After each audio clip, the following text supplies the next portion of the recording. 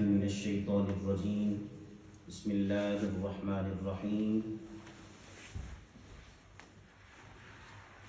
الصلاة والسلام علیک یا رسول اللہ وعلی آلک واصحابک یا سیدی یا حبیب اللہ الصلاة والسلام علیک یا نور اللہ وعلی آلک واصحابک یا سیدی یا رحمة للعالمین۔ وہ معزز تھے زمانے میں مسلمان ہو کر، وہ معزز تھے زمانے میں مسلمان ہو کر، ہم خوار ہوئے ہیں تارک قرآن ہو کر، ہم خوار ہوئے ہیں تارک قرآن ہو کر۔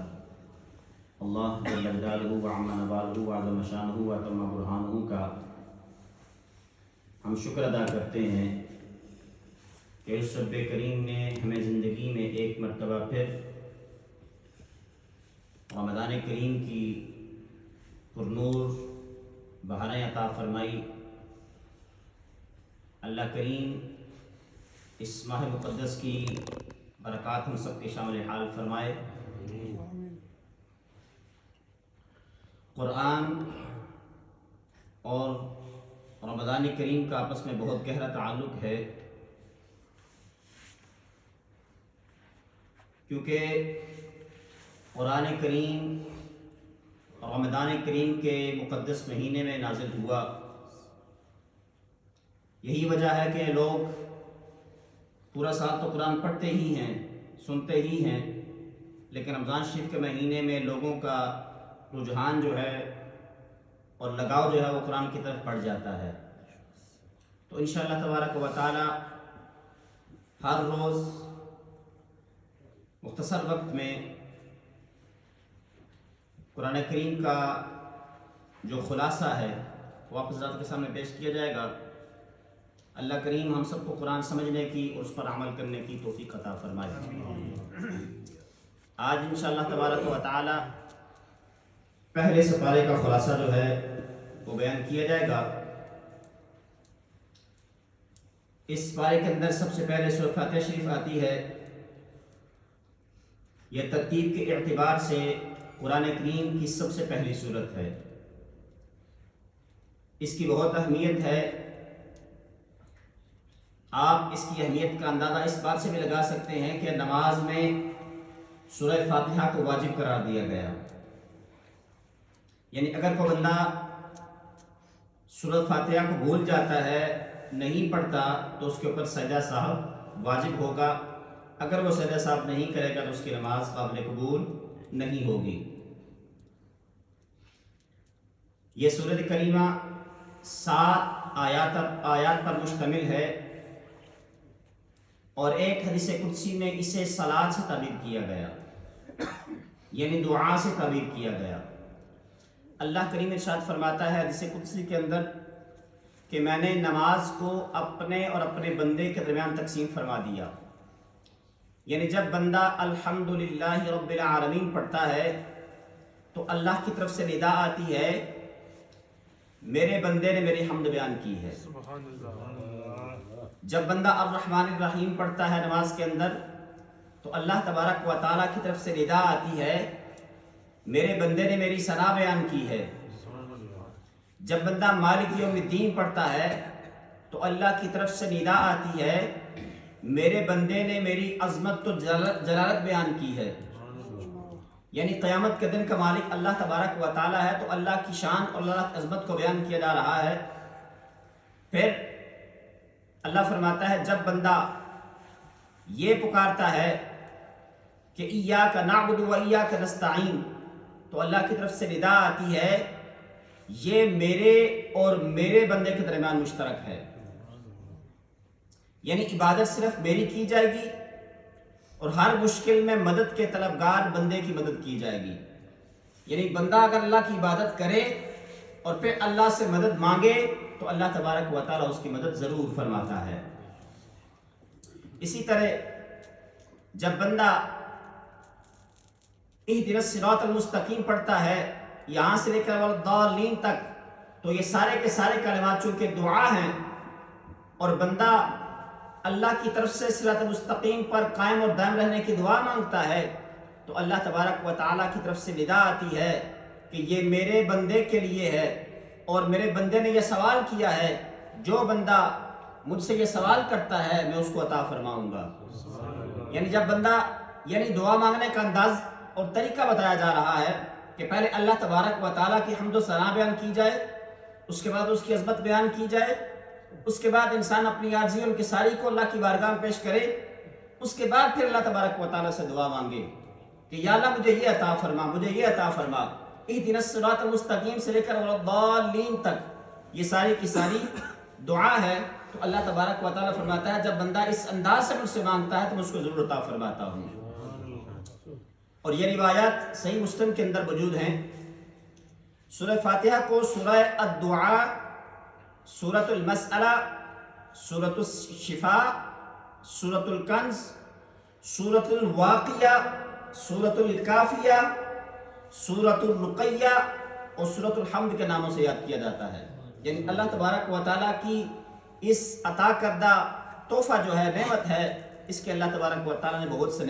نام عطا فرمائے۔ اس کے اندر اس کی خصوصیات باقی ہیں۔ یعنی جب بندہ بیمار ہوتا ہے ہم اس کے لیے سورۃ فاتحہ پڑھتے ہیں، اس کے اوپر دم کرتے ہیں تو اللہ تبارک و تعالیٰ اس کو شفا عطا فرماتا ہے۔ اور اسی طرح یہ خزانوں کا ایک ذخیرہ ہے اللہ تبارک و تعالیٰ کی طرف سے ایمان والوں کے لیے۔ سورۃ الحمد بھی ہے کہ اس کے اندر اللہ تبارک و تعالیٰ کی ثنا بیان کی گئی ہے، اور اس بات کا بھی بیان کیا جا رہا ہے کہ عبادت کا حقدار صرف اللہ تبارک و تعالیٰ ہے، صرف اسی کی ذات کی عبادت کی جائے گی، اور بالذات صرف اسی سے مدد طلب کی جائے گی۔ ایک ہوتا ہے بالذات، اور ایک ہوتا ہے کہ اللہ تبارک و تعالیٰ کی عطا سے کسی سے مدد مانگنا۔ جب ہمیں کچھ چیز ضرورت ہوتی ہے تو ہم کسی بھی بندے سے مانگ لیتے ہیں، تو ہم اس بندے کو خدا سمجھ کر نہیں مانگ رہے ہوتے ہیں، یار مجھے پانی پلا دینا، یا یہ چیز مجھے اٹھا کے دے دو، یہ چیز مجھے اٹھا کے دے دو۔ حقیقی طور پر مددگار اللہ تبارک و تعالیٰ کی ذات ہے، اور یہ عقیدہ سمجھ لیجئے کہ حقیقی مددگار اللہ تبارک و تعالیٰ ہے، اور مجازی طور پر، عطائی طور پر ہم کسی سے بھی مدد مانگ سکتے ہیں۔ لہذا یہ کہنا کہ اللہ تبارک و تعالیٰ کے علاوہ کسی سے مانگنا یا جو ہے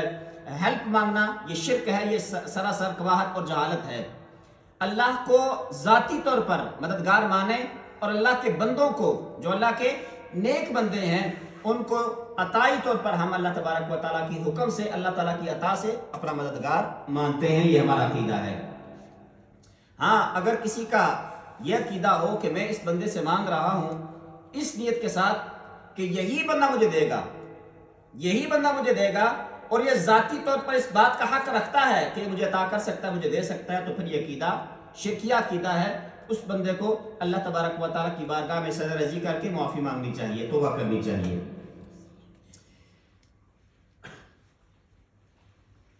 اس میں اللہ تبارک و تعالیٰ کی بارگاہ سے دعا اور التجا کے آداب بیان کیے گئے۔ اس میں اللہ تبارک و تعالیٰ سے ہدایت کی دعا کی گئی، اور ہدایت ہی وہ جامع لفظ ہے جو تمام انبیاء کی بعثت کا مقصد ہے، اور ان کی تعلیمات اور تمام کتب سماویہ کا خلاصہ ہے۔ اس لیے قرآن مجید، اسے جو سورۃ فاتحہ کو قرآن مجید کا خلاصہ کہا جاتا ہے، اور اس کا ہر نماز کے اندر پڑھنا واجب قرار دیا گیا ہے۔ اس کے بعد سورہ بقرہ شریف، اس کے اندر اللہ تبارک و تعالیٰ نے پہلی آیت میں فرما دیا کہ الف لام میم، یعنی یہ حروف مقطعات ہے، اس کا معنی اللہ اور اللہ کے رسول صلی اللہ تعالی علیہ وسلم ہی جانتے ہیں۔ اور اس کی دوسری آیت کے اندر اس بات کو بیان کیا گیا کہ اگر قرآن کی حقانیت کے دلائل پر کوئی ٹھنڈے دل سے غور کرے تو اس پر یہ بات روز روشن کی طرح واضح ہو جائے گی کہ اس کتاب میں شک و شبہ کی گنجائش بھی باقی نہیں ہے۔ ایک ہے شک و شبہ ہونا، ایک ہے شک و شبہ کی گنجائش ہونا۔ اللہ نے فرمایا کہ قرآن کریم میری وہ کتاب ہے جس کے اندر شک و شبہ کی گنجائش بھی باقی نہیں ہے۔ اور پھر کفار مشرکین مکہ کیونکہ انکار کرتے تھے کہ قرآن کریم اللہ تبارک و تعالیٰ کی کتاب نہیں ہے، یہ نبی کریم علیہ السلام خود بناتے ہیں، اور یہ کہتے تھے کہ آپ علیہ السلام کا اپنا بنایا ہوا کلام ہے یا کوئی شاعری ہے، نعوذ باللہ۔ چنانچہ اللہ تبارک و تعالیٰ نے آیت نمبر 22 اور 23 کے اندر، سورہ بقرہ کی نمبر 22 اور 23 کے اندر اس بات کو چیلنج کیا گیا، اگر تم یہ کہتے ہیں کوئی اللہ تبارک و تعالیٰ کا کلام نہیں ہے، اللہ تبارک و تعالیٰ کی کتاب نہیں ہے، تو لاؤ پھر اس جیسی کوئی صورت لے آؤ، فاتو بسورہ اس قرآن جیسی کوئی ایک صورت لے آؤ. اللہ اکبر. تو اس وجہ سے اس اللہ تبارک و تعالیٰ نے شروع میں فرما دیا کہ یہ وہ کتاب ہے جس کے اندر شک و شبہ کی گنجائش نہیں ہے. تو یہ بھی بات تاریخ کے اندر موجود ہے کہ تاریخ میں کوئی ایسا حوالہ نہیں ملتا، کوئی ایسا چانس نہیں، ایسا موقع نظر نہیں آتا کہ کسی بندے نے یہ کہا ہو کہ نہیں میں قرآن جیسی کوئی آیت یا کوئی صورت یا کوئی لفظ نکال کر لے آؤں گا. اس چیلنج کو کسی نے ایکسیپٹ نہیں کیا، نہ ہی کوئی قیامت تک کر سکے گا، کیونکہ اللہ تبارک و تعالیٰ کا چیلنج ہے، کسی عام بندے کا چیلنج نہیں ہے کہ قرآن جیسی کوئی صورت یا کوئی آیت بھی بندہ بنا کر نہیں لا سکتا ہے. اللہ نے خود فرما دیا کہ فَإِن لَمْ تَفْعَلُوا وَلَن تَفْعَلُوا. دنیا ختم ہو سکتی ہے، قیامت آ سکتی ہے، لیکن تم یہ کام نہیں کر سکو گے. آیت نمبر 3 سے 5 تک مؤمنین کی صفات کو بیان کیا گیا کہ ایمان کیا ہوتا ہے. ایمان بالغیب یعنی ایمان والا اللہ کی ذات پر ایمان رکھتا ہے، بن دیکھے ایمان رکھتا ہے، دوزخ اور جنت کے اوپر، انبیاء علیہ السلام پر، فرشتوں پر، کتابوں پر بن دیکھے ایمان رکھتا ہے. یہ ایمان والے کی صفات ہیں. اقامت صلاۃ یعنی نماز کی پابندی، یہ ایمان والے کی نشانی ہے. اللہ کی راہ میں اللہ کی رضا کے لیے خرچ کرنا، یہ ایمان والے کی نشانی ہے. اور کتب الہیہ پر ایمان اور آخرت پر ایمان کا ذکر ان آیت نمبر 3 سے لے کر 5 تک ان چیزوں کو بیان کیا گیا. اور آیت نمبر 5 سے 6 تک ان لوگوں کا ذکر ہے کہ جن کا کفر ظاہر اور عیاں ہے. ان الذین کفروا سواء علیہم اانذرتہم ام لم تنذرہم. جن کا کفر عیاں ہے، جن کے مقدر میں، جن کے نصیب میں کفر لکھ دیا گیا ہے، ان کے اوپر جتنا بھی آپ کوشش کر لیں وہ ایمان نہیں لائیں گے. اور جن کے مقدر میں ہدایت نصیب ہونی ہوتی ہے تو اللہ تبارک و تعالیٰ ان کے لیے کوئی نہ کوئی سبب پیدا فرما دیتا ہے، کوئی نہ کوئی چیز ایسی آ جاتی ہے کہ جس کی وجہ سے وہ ایمان حاصل کر لیتے ہیں، اللہ تبارک و تعالیٰ کی رحمت کے اندر شامل ہو جاتے ہیں. تو جن کا کفر ظاہر اور عیاں ہے وہ اپنی سرکشی میں اس حد تک آگے جا چکے ہیں کہ اب ہدایت پانا ان کا عملاً ممکن نہیں ہے. ان کی سرکشی اس حد تک پہنچ چکی ہے کہ ان کے دل و دماغ قبول حق کی صلاحیت سے محروم ہو چکے ہیں اور ان پر ابدی شقاوت اور بدبختی کی مہر لگ چکی ہے. ختم اللہ علی قلوبہم الی آخرہ. آیت نمبر 8 سے آیت نمبر 20 تک پورا ایک رکوع ہے. اس کے اندر منافقین کا ذکر ہے، اور یہ انسانیت کا وہ طبقہ ہے جس کے ظاہر اور باطن میں تضاد ہے. یعنی منہ سے کہتے تھے کہ ہم ایمان والے ہیں، اور جب حضور کی بارگاہ میں حاضر ہوتے تو کہتے ہیں کہ ہم آپ کے ساتھ ہیں. جیسے حضور کی بارگاہ سے اٹھ کے باہر چلے جاتے تو اپنے منافقین کو، اپنے شیطانوں کو یہ کہتے کہ ہم تو تمہارے ساتھ ہیں. یعنی حضور کی بارگاہ میں کہتے ہیں ہم حضور آپ کے ساتھ ہیں، اور باہر جا کر کفار اور مشرکین کو کہتے ہیں ہم آپ کے ساتھ ہیں. یعنی ظاہری اور باطنی طور پر ایک نہیں ہے، ظاہر سے اور باطن سے اور ہو تو یہ منافقت ہے. تو اللہ تبارک و تعالیٰ نے ان کی رد کے اندر ان کی خصلتوں کو بیان کرتے ہوئے پورا ایک رکوع جو ہے اس کو بیان فرمایا. آیت نمبر جو ہے 8 سے لے کر 20 تک یہ ساری کی ساری چیزیں بیان کی گئی کہ وہ دنیاوی مفاد حاصل کرنے کے لیے ایمان کا دعویٰ کرتے ہیں، لیکن ان کا دل ایمان سے خالی ہے. وہ یہ دعویٰ کرتے ہیں کہ ایمان والے، اللہ فرماتا ہے وہ ایمان والے نہیں ہیں. اللہ تبارک و تعالیٰ نے ان کی اس کیفیت کو ایک مثال سے بیان فرمایا، ایک سے زائد مثالیں بیان فرمائی، اور یہ بھی کہ اپنی دانست میں یہ اللہ تبارک و تعالیٰ کی ذات اور مومنوں کو فریب دے رہے ہیں. وہ کیا کرتے ہیں کہ وہ سوچتے ہیں کہ ہم جو ہے اللہ کو دھوکہ دے رہے ہیں یا ایمان والوں کو دھوکہ دے رہے ہیں. اللہ فرماتا ہے نہیں، وہ مجھے وہ دھوکہ نہیں دے سکتے، وہ میرے نبی کو دھوکہ نہیں دے سکتے، وہ ایمان والوں کو دھوکہ نہیں دے رہے بلکہ وہ اپنے آپ کو دھوکہ دے رہے ہیں. یخادعون اللہ والذین آمنوا وما یخدعون الا انفسهم، کہ وہ اپنے آپ کو دھوکہ دے رہے ہیں. پھر اللہ تبارک و تعالیٰ بیان فرماتا ہے کہ اس کا وبال جو ہے وہ بھی انہیں پر آئے گا. اور پھر قرآن کریم کا یہ اسلوب بھی ہے کہ بعض امور کو مثالوں کے ذریعے اپنے مخاطبین کو ذہن نشین کروانے کے لیے مثالیں دی جاتی ہیں کہ اس مسئلے کو اس انداز سے سمجھ لیجئے، اس مسئلے کو اس مثال کے مطابق سمجھ لیجئے. اسی لیے اللہ تبارک و تعالیٰ نے آیت نمبر 26 کے اندر اس بات کو بیان کیا گیا کہ کسی چیز کا چھوٹا یا بڑا ہونا اصل نہیں ہے، بلکہ اصل وجہ جو ہے مشابہت ہے. یعنی جس کے ساتھ اس کی مثال دی جا رہی ہے، جس کے ساتھ اس کی مشابہت بیان کی جا رہی ہے، یہ سمجھانا مقصود ہوتا ہے، ایکچولی وہ معنی مراد نہیں ہوتا ہے. یعنی کسی بھی چھوٹی بھی چیز کو سامنے رکھ کر اس کی مثال بندہ بیان کر سکتا ہے کہ یہ چیز ہے، اس کے مطابق بندہ یہ کر سکتا ہے، وہ کر سکتا ہے. یعنی کوئی چیز بڑی ہو یا چھوٹی ہو، مثال دینا چاہے تو بندہ پہاڑ کی بھی دے سکتا ہے، مثال دینا چاہے تو چھوٹے سے ذرے کی بھی دے سکتا ہے۔ آیت نمبر 21 اور 22 کے اندر توحید کی دعوت اور شرک سے دور رہنے کا حکم دیا گیا۔ اللہ تبارک و تعالیٰ کی مختلف نعمتوں کا ذکر کیا گیا اور یہ بھی بیان کیا گیا کہ ہر نعمت عطا کرنے والا اللہ تبارک و تعالیٰ ہے، وہی زندگی دینے والا ہے، وہی موت دینے والا ہے، اور آخر کار سب کو اسی کی عدالت میں پیش ہونا ہے۔ آیت نمبر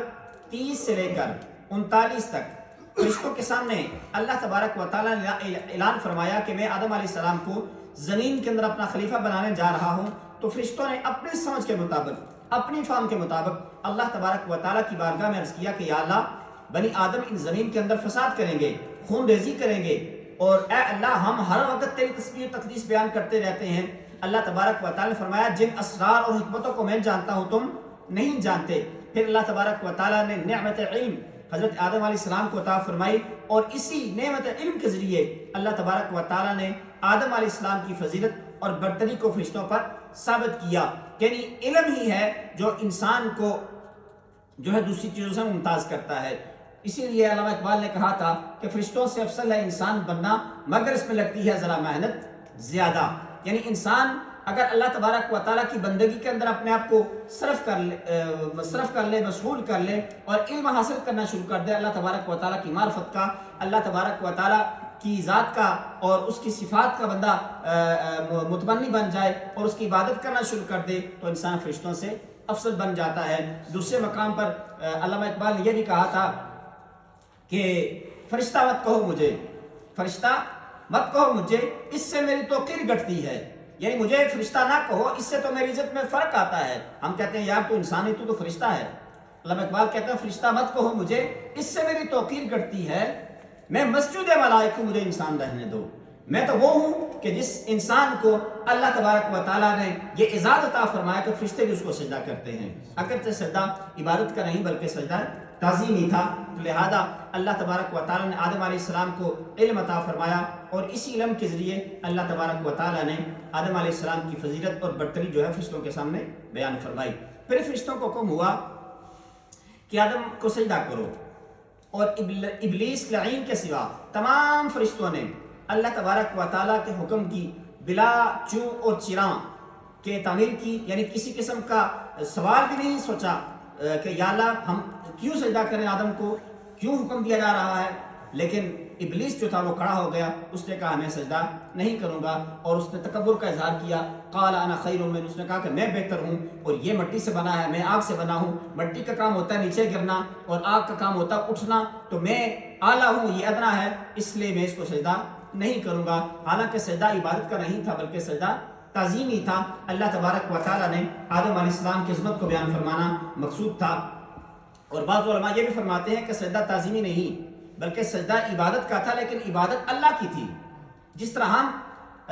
کعبہ شریف کی طرف منہ کر کے نماز ادا کرتے ہیں، تو سجدہ ہم کعبے کو نہیں کرتے، وہ صرف ایک ڈسپلن قائم کرنے کے لیے تو ایک چیز کی طرف جو فیسنگ کی جاتی ہے، وہ اللہ تبارک و تعالیٰ نے ایک ڈسپلن بنا دیا کہ جو ہے ہر بندہ اگر اپنے منہ سے شروع کر دے، انسان جہاں پہ سجدہ کرے اللہ تو ہر جگہ موجود ہے، اور جو ہے جہاں پر بھی سجدہ کرے گا قبول ہو جائے گا، لیکن اللہ تبارک و تعالیٰ نے ڈسپلن بیان کرنے کے لیے فرما دیا کہ قبلے کی طرف منہ کر کے مجھے سجدہ کرو۔ سجدہ ہم اللہ کو کرتے ہیں، کعبے کو سجدہ نہیں کرتے۔ اسی طرح وہ سجدہ جو آدم علیہ السلام کو کرنے کے لیے کہا گیا، علماء فرماتے ہیں کہ حقیقت میں سجدہ اللہ کو تھا، لیکن فیسنگ ٹوورڈز دی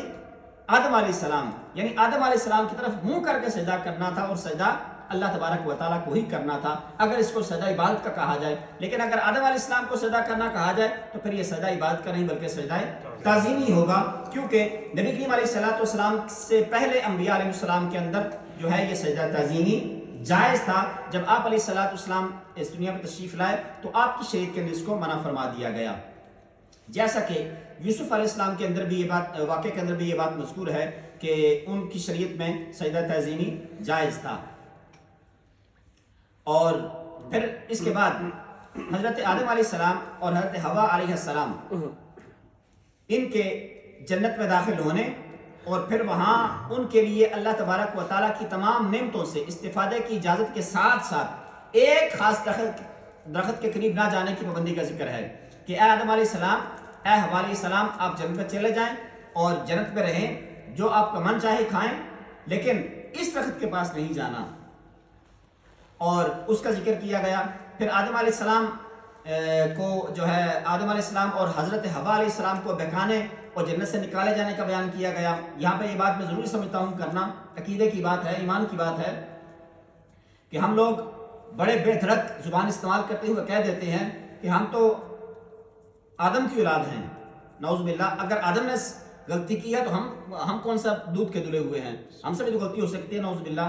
یہ الفاظ استعمال کرنا یا یہ عقیدہ رکھنا کہ آدم سے غلطی ہوئی، نعوذ باللہ، یہ کفری عقیدہ ہے، یہ توبہ کرنے کی ضرورت ہے اس بات کو۔ یہ اسلام سے بندہ خارج ہوتا ہے، ایمان سے بندہ خارج ہو جاتا ہے۔ بندہ یہ عقیدہ رکھے کہ آدم نے غلطی کی تھی اور اس لیے ہم غلطی کر رہے ہیں، نعوذ باللہ۔ ہم دیکھتے ہیں زمانے کے اندر لوگ بیٹھے ہوتے ہیں مجالس کے اندر، اپنے آپ کو بڑا حاجی نمازی سمجھ رہے ہوتے ہیں، اور وہ یہ کہہ دیتے ہیں کہ نعوذ باللہ، میں بار بار وہ ریپیٹ نہیں کرنا چاہتا کہ اگر ان سے غلطی ہو سکتی ہے تو ہم سے کیوں نہیں ہو سکتی۔ آدم بے شک انسان جو ہے نسیان سے بنا، انسان خطا کار ہے، اس کے اندر نسیان پایا جاتا ہے اور اس وجہ سے انسان غلطی کرتا ہے، لیکن اس کا مطلب یہ نہیں کہ انبیاء علیہ السلام کی شان میں توہین کی جائے یا انبیاء علیہ السلام کو جو ہے گناہگار یا جو ہے خطا کار قرار دیا جائے۔ یہ بنیادی عقیدہ ہے کہ انبیاء علیہ السلام گناہوں سے پاک ہیں، وہ معصوم ہیں، یہ عقیدہ رکھنا ضروری ہے۔ جو بندہ یہ ذرا سا بھی عقیدہ رکھتا ہے کہ آدم علیہ السلام نے غلطی کی اور شیطان نے ان کو بہکایا، اور شیطان کے بہکاوے میں آ کر آدم علیہ السلام نے اور حضرت حوا علیہ السلام نے وہ پھل کھایا، تو یہ عقیدہ درست نہیں ہے۔ بلکہ اگر آدم علیہ السلام نے کھایا ہے، حالانکہ اللہ نے منع بھی فرمایا تھا، تو اس کی وضاحت یہ ہے کہ آدم علیہ السلام کو اللہ تبارک و تعالیٰ کی طرف سے بلا دیا گیا تھا کہ اس درخت کے قریب نہیں جانا، اس کو کھانا نہیں ہے۔ ہاں، شیطان نے کوشش کی، جو قرآن کے الفاظ ہیں کہ شیطان ان کو بہکاتا رہا، he tried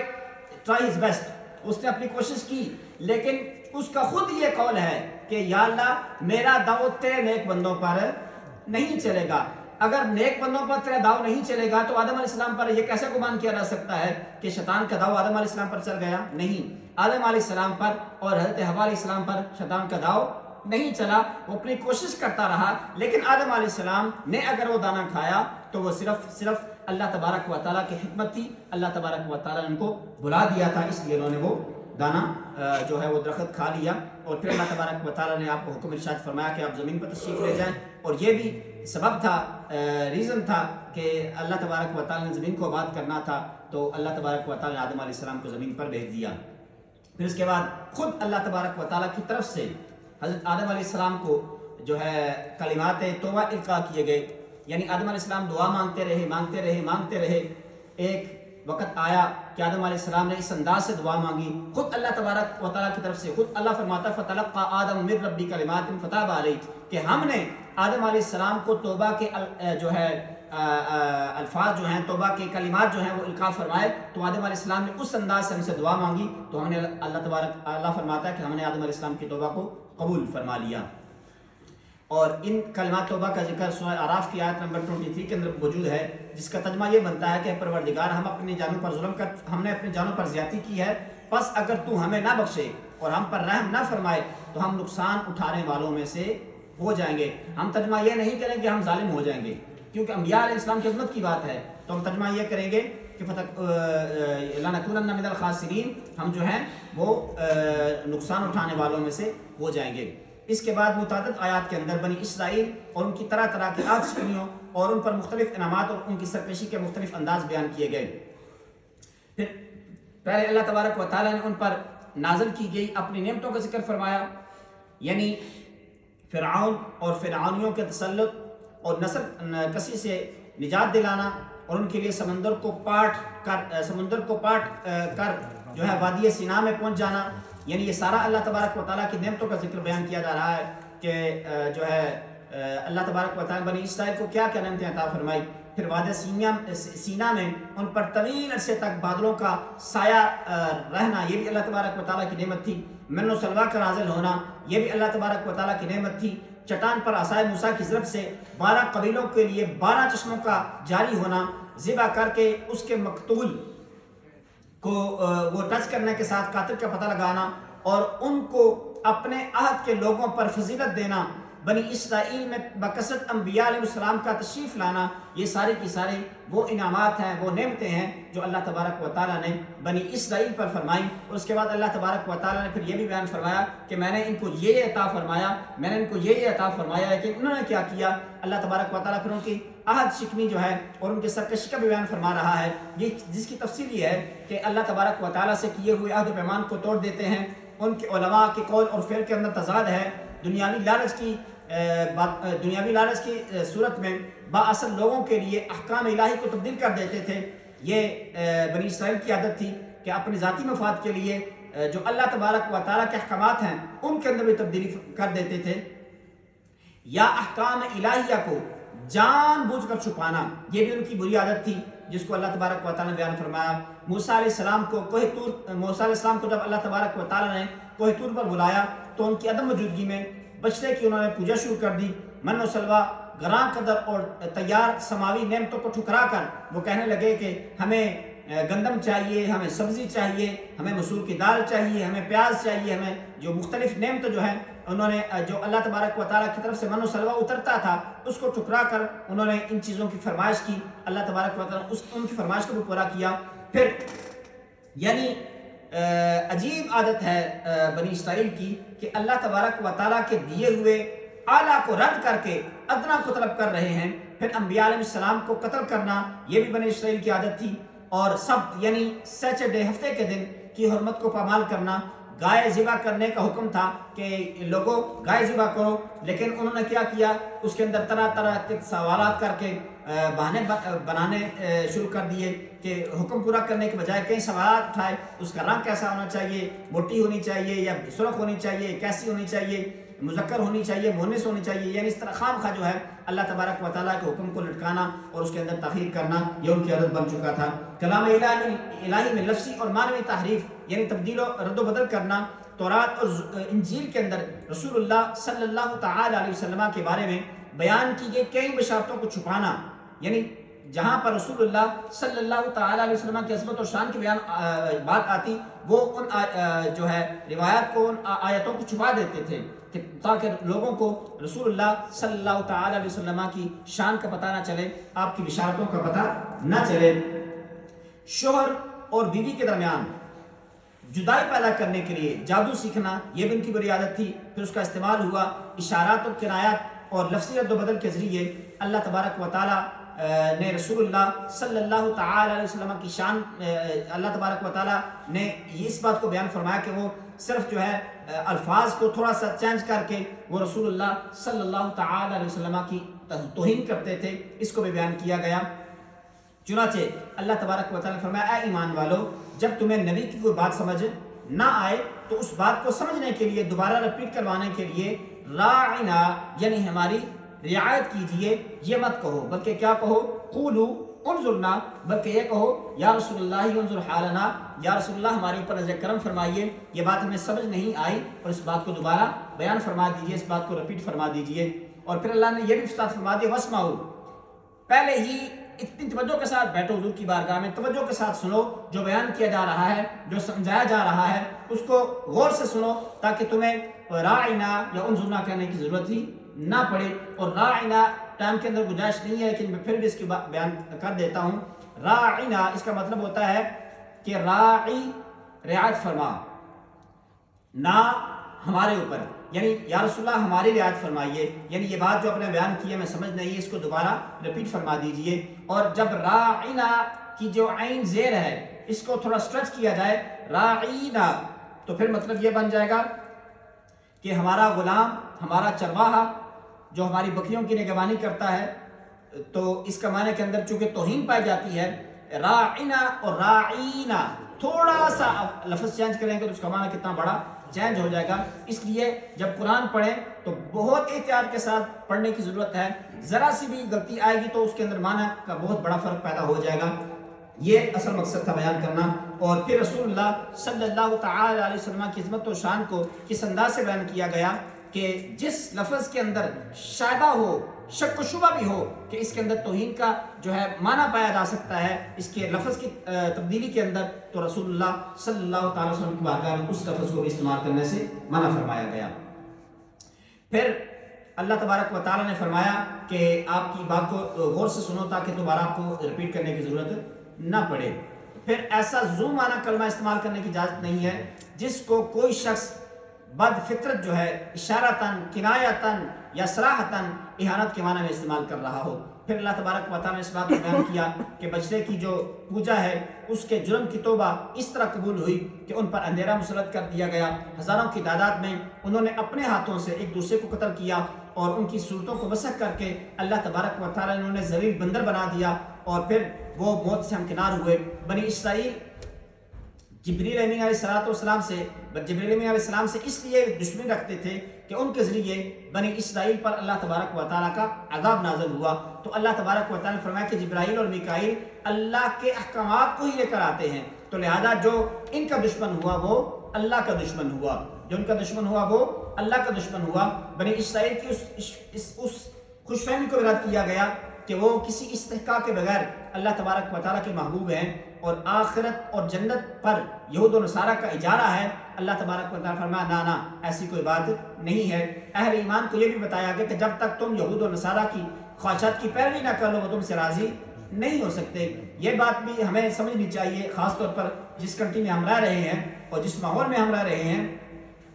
کہ یہود و نصارہ آپ کے اس وقت تک دوست ہیں، اس وقت تک آپ کے ہمدرد ہیں جب تک آپ ان کی خواہشات کی تعمیل کرتے رہیں گے۔ جیسے ہی آپ نے ان کی مرضی کے خلاف کام کیا، ان کی خواہشات کو پورا نہ کیا، تو وہ آپ کے دشمن بن جائیں گے۔ اس چیز کو اللہ تبارک و تعالیٰ نے قرآن کریم کے اندر واضح طور پر بیان فرمایا۔ سورہ بقرہ کی آیت نمبر 123 اور اس کے بعد کی آیات جو ہیں، اس کے اندر اللہ تبارک و تعالیٰ نے حضرت ابراہیم علیہ السلام کی منصب امامت پر فائز ہونے کا بیان فرمایا کہ حضرت ابراہیم علیہ السلام کو اللہ تبارک و تعالیٰ نے منصب امامت عطا فرمایا۔ انی جاعل وَإِذِ ابْتَلَىٰ إِبْرَاهِيمَ رَبُّهُ بِكَلِمَاتٍ فَأَتَمَّهُنَّ قَالَ إِنِّي جَاعِلُكَ لِلنَّاسِ إِمَامًا کہ اے ابراہیم علیہ السلام ہم آپ کو زمانے کا امام بنائیں گے۔ تو پھر اس کے بعد اللہ تبارک و تعالیٰ نے ابراہیم علیہ السلام اور حضرت اسماعیل علیہ السلام کو یہ حکم ارشاد فرمایا کہ آپ جو ہے میرے گھر کی تعمیر کیجئے۔ انہوں نے گھر کی تعمیر کی۔ اس کے بعد اللہ تبارک و تعالیٰ کی بارگاہ میں دعا کی کہ اے اللہ ان اہل مکہ میں انہی میں سے ایک عظیم رسول مبعوث فرما جو ان لوگوں پر تیری آیت کی تلاوت کرے اور ان کو کتاب اور حکمت کی تعلیم عطا فرمائے اور ان کے نفوس کی اصلاح کرے۔ اس لیے رسول اللہ صلی اللہ تعالی علیہ وسلم فرماتے تھے کہ حضرت عیسیٰ علیہ السلام کی بشارت حضرت ابراہیم علیہ السلام کی دعا کا نتیجہ ہوں۔ اس کے بعد اس صورت میں اولاد ابراہیم حضرت اسماعیل، اسحاق، حضرت یعقوب اور ان کی اولاد حضرت موسیٰ اور عیسیٰ علیہ السلام کی ذکر جو ہے دوبارہ اجمالی طور پر کیا گیا۔ اور پھر اللہ تبارک و تعالیٰ نے یہ بھی بیان فرمایا کہ جو اہل ایمان ہیں وہ ان سب پر برابر ایمان رکھتے ہیں، ان کے اندر کوئی فرق نہیں کرتے۔ ایمان لانے میں رسولوں کے درمیان کوئی فرق نہیں ہے کہ نہیں ہم اس رسول پر ایمان لائیں گے، اس رسول پر ایمان نہیں لائیں گے، اس رسول پر ایمان زیادہ لائیں گے، اس رسول پر ایمان زیادہ نہیں لائیں گے۔ ایسا اللہ تبارک و تعالیٰ نے فرمایا کہ یہ ایمان والوں کا تقاضا نہیں ہے، بلکہ ایمان والے کی شان یہ ہے کہ وہ سب انبیاء علیہ السلام پر ایک جیسا ایمان رکھتے ہیں اور اللہ تبارک و تعالیٰ کے تمام نبیوں کو دل و جان سے تسلیم کرتے ہیں۔ اور پھر یہ بھی کہ حضرت ابراہیم، اسماعیل، اسحاق، یعقوب علیہ السلام اور ان کی اولاد جو ہے یہودی اور نصرانی نہیں تھے، بلکہ سب کے سب ایک دین اسلام کے علم بردار اور داعی تھے۔ ان آیات کے اندر یہ بھی بیان کیا گیا کہ مشرکین مکہ اور اہل کتاب رسول اللہ صلی اللہ تعالی علیہ وسلم کی حقانیت کے روشن دلائل آنے کے باوجود اس لیے ان پر ایمان نہیں لائے تھے کہ اللہ تبارک و تعالیٰ نے رسالت کی نعمت عظمیٰ کے لیے ان کے بجائے سیدنا رسول اللہ صلی اللہ تعالی علیہ وسلم کو کیوں منتخب فرمایا، یعنی حسد کی بنا پر ان کے پاس کوئی ایسی خاص دلیل نہیں تھی کہ جس وجہ سے انہوں نے آپ علیہ السلام کی ذات پر ایمان نہیں لایا، بلکہ بعض ہٹ درمی، ضد اور حسد کی بنا پر اللہ تبارک و تعالیٰ کے حبیب علیہ السلام کی ذات پر انہوں نے ایمان نہیں لایا۔ پھر اللہ تبارک و تعالیٰ نے بیان فرمایا کہ اگر کوئی تورات کے اندر بیان کی گئی نبی آخر الزمان علیہ السلام کی علامات کو بیان کرتا تو یہودی ان کو یہ کہتے کہ کیا تم ان مسلمانوں کو وہ حق باتیں بتا دیتے ہو جو اللہ تعالیٰ نے تم پر بیان کی ہیں۔ یعنی اگر کوئی یہودی نبی کریم علیہ السلام کی شان، عظمت تورات یا انجیل سے بیان کرتا تو لوگ یہ اس کو کہتے کہ تم مسلمانوں کو یہ باتیں کیوں بتاتے ہو جو تمہیں بتائی گئی ہیں، یعنی رسول اللہ صلی اللہ تعالی علیہ وسلم کی شان ان لوگوں کے سامنے بیان نہ کرو، ان کو آپ علیہ السلام کی عظمت کو بیان نہ کرو۔ اس لیے پھر اللہ تبارک و تعالیٰ نے اس بات کو بیان فرمایا کہ نبی کریم علیہ السلام کی آمد سے پہلے یہی وہ لوگ کفار و مشرکین یہود و نصارہ جو مکہ میں رہنے والے تھے، یہ لوگ رسول اللہ صلی اللہ تعالی علیہ وسلم کے وسیلے سے اللہ تبارک و تعالیٰ کی بارگاہ میں دعا مانگتے کہ یا اللہ جو نبی آخر الزماں ہے، جس کی شان تورات کے اندر یہ بیان کی گئی، جس کی شان زبور کے اندر یہ بیان کی گئی، جس کی شان انجیل کے اندر بیان کی گئی، یا اللہ اس نبی کے وسیلے سے ہمیں کفار کے اوپر فتح عطا فرما، ہمیں بارش عطا فرما، ہمیں اس مصیبت سے نجات عطا فرما۔ جیسے ہی آپ علیہ السلام زمانے کے اندر تشریف لاتے ہیں تو پھر حسد اور کینے کی بنا پر انہوں نے جو ہے رسول اللہ صلی اللہ تعالی علیہ وسلم کی ایمان کو قبول، ان کی ذات پر ایمان نہیں لایا، اور خاص صرف اس وجہ سے کہ یہ ہم میں سے نہیں ہے، تو اس وجہ سے انہوں نے آپ علیہ السلام کی بعثت کے بعد ان پر ایمان نہیں لایا اور اپنے جو ہے کفر پر ڈٹے رہے۔ پھر اللہ تبارک و تعالیٰ نے فرمایا کہ یہ اللہ تبارک و تعالیٰ کی مرضی ہے، جسے چاہے اپنی رحمت کے ساتھ خاص کر دیتا ہے۔ ان آیات میں مشرکین مکہ اور اہل کتاب کے بے مقصد مطالبات کا بھی ذکر بیان کیا گیا کہ اللہ تبارک و تعالیٰ ہم سے کلام کیوں نہیں فرماتا، اللہ تبارک و تعالیٰ ہمارے لیے کوئی نشانی کیوں لے کر آتا، یا موسیٰ علیہ السلام سے بنی اسرائیل کے یہ مطالبہ بھی تھا کہ ہم کھلے عام اللہ تبارک و تعالیٰ کا دیدار کرنا چاہتے ہیں۔ یہ ساری کی ساری باتیں ایسی تھیں جو خام خواہ ایک ضد کی بنا پر تھیں، جن کا حقیقت کے ساتھ کوئی تعلق نہیں تھا۔ ایسی سب کی ساری باتیں جو ہیں وہ صرف جو ہے حق کو قبول کرنے کے لیے اتمام حجت کے طور پر نہیں تھیں، بلکہ ضد اور عناد اور بغض کی بنا پر تھیں۔ خام خواہ جو ہے اس کو بحث بنا کر اس وجہ سے وہ اللہ تبارک و تعالیٰ کے نبی علیہ السلام کی ذات بابرکات پر ایمان لانے سے انکار کرتے رہے۔ اللہ کی بارگاہ میں دعا ہے کہ اللہ کریم ہم سب کو قرآن کریم کی سمجھ عطا فرمائے، اور اللہ تبارک و تعالیٰ نے قرآن کریم کے اندر احکامات بیان فرمائے، ہمیں اس پر عمل کرنے کی توفیق عطا فرمائے۔ وما علیہ